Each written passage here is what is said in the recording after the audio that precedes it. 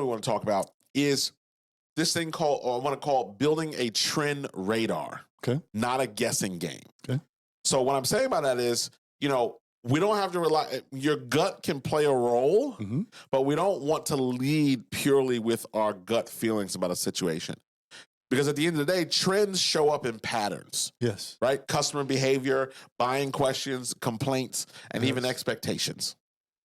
Yeah, and that pattern piece is so important, Corey, because the better you are at recognizing patterns, the more willing you're going to be to take to embrace some new opportunities and take chances. Isn't really the right word, but it's the word that comes to mind, is when you notice something different is happening, look into it. Right. I mean, and the quicker you can recognize it, the more effective you're going to be at doing something about it.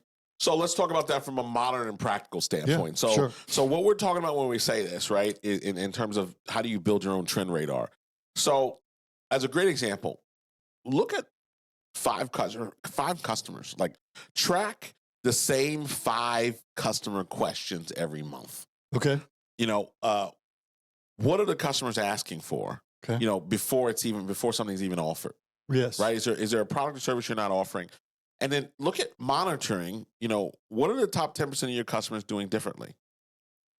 Because what this does is your customers tell you where the market is going before the reports do. Oh yeah, for sure. And because reports lag. You get data a lot of times after the month has closed, the quarter has closed. You reference Gartner and some of these other places that report data. Right. Those metrics are acquired and then reported on. Right. While the market could have moved on already. Well, like there's a saying I have about data, right? In order to get it, you have to do something.